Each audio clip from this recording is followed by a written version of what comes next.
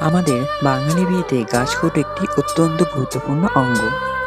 Hello everyone, আমার নতুন একটি ভিডিওতে সবাইকে স্বাগত। এটি কোনো নতুন ব্রাইডের গাছকৌটো নয়। এক বৌদির বিয়ে হয়েছে, ওদের বেশ কয়েকদিনই হয়ে গেল, মানে বেশ অনেক দিন। হঠকারিতার কারণে এইসব আগে থেকে তেমন কিছু প্ল্যান করে করা হয়নি, তাই গাছকৌটো বা অন্যান্য জিনিসগুলো ঠিকঠাকভাবে হয়ওনি। তো বেশ কয়েকদিন থেকে বলছিল যে গাছকৌটোটা একটু ডিজাইন করে দেওয়ার জন্য, কিন্তু আমার সময় হয়ে উঠছিল না, বা সময় থাকলেও হয়তো করা হয়ে উঠছিল না।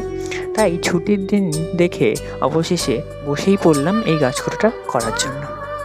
অনেক দিন তুলিও ধরা হয় না, আর প্র্যাকটিসও করা হয় না। আমি ভাবলাম যে যাক, এটা করলে হয়তো আমার প্র্যাকটিসটাও হবে আর তুলির টানটাও একটু ঠিক হবে হয়তো। কথা মতো তাই বসে পড়লাম গাছকৌটোটা কালার করতে। আমাকে বলেছিল ওই লাল সাদার মধ্যে একটু রাখতে, কিন্তু কাজ করতে বসে মাথায় যা আসলো তাই করে দিলাম একরকম।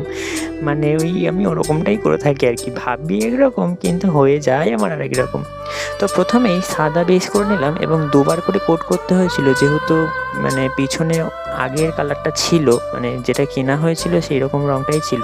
তো তারপরে লাল বেস করে আমি একদিকে গাছ ছড়া করলাম আর একটু হলুদ শেড দিয়েছিলাম, নইলে না গাছ ছড়াটা ঠিক ফুটছিল না, মানে বোঝা যাচ্ছিল না। আর ক্যামেরাটার যে আমার কী হয়েছে, দিন দিন মনে হয় বর্ণান্ধ হয়ে যাচ্ছে, মানে ভালো করে কালারটাও ঠিক করে বুঝতে পারছে না। আচ্ছা যাই হোক, পরে আমি পিছন পিঠে ওদের দুজনের নাম দিয়ে দিয়েছিলাম, মানে নামটা লিখে দিয়েছিলাম। আর পরবর্তীতে ওপর নিচ টুকটাক কলকাগুলো করে আমি এই গাছকৌটোটা ফিনিশ করলাম।